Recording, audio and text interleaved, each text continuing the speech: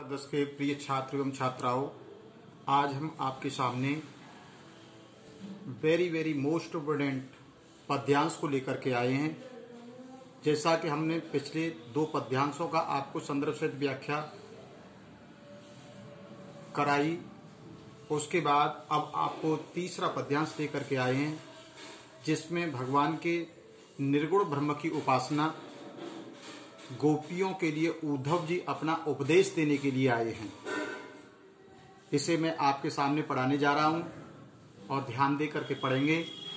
उधो मन न भये 10-20, एकहु तो सो गयो श्याम संग को अब राधे ईस।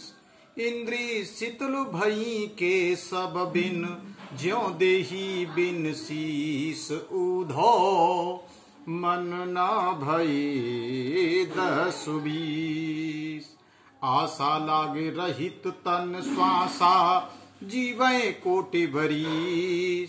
तुम तो सखा श्याम सुंदर के सकल जोग के ईस। उधो मन न भये 10-20, सुर हमारे नद नंदन बिन और नहीं जगदीश। उधो मन न भये 10-20।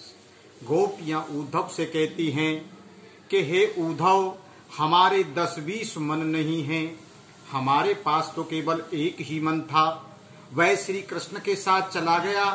अब हम किस मन से तुम्हारे द्वारा बताए गए धर्म का पालन करें।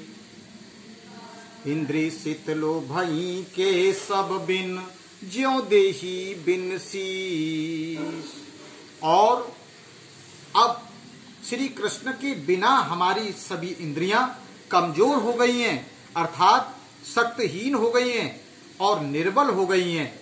जैसे बिना सिर वाला धड़ शिथिल होकर बेकार हो जाता है, वैसे ही श्री कृष्ण के बिना हम मृत व्रत हो गए हैं। आशा लागे रहित तन श्वासा जीवै कोटि भरीस। तुम तो सखा श्याम सुंदर के सकल जोग के ईस। जीवन के लक्षण के रूप में हमारी सांस केवल आशा में चल रही है कि श्री कृष्ण के लौटने की आशा में श्री कृष्ण हमें दर्शन अवश्य कराएंगे, दर्शन अवश्य देंगे। उस आशा में हम करोड़ों वर्ष तक जीवित रह सकती हैं। गोपियां उद्धव से कहती हैं कि हे उद्धव, तुम तो श्री कृष्ण के अभिन्न मित्र हो और संपूर्ण योग विद्या के उपायों के ज्ञाता हो, अतः तुम ही श्री कृष्ण से हमारा मिलन करा सकते हो। सूरदास जी कहते हैं कि गोपियां उद्धव से कह रही हैं कि हम तुम्हारे स्पष्ट बता देना चाहती हैं कि नंद जी के पुत्र श्री कृष्ण को छोड़कर हमारा दूसरा कोई आराध्य नहीं है। अब सभी छात्र इसको नोट करेंगे, समझ में आ गया होगा।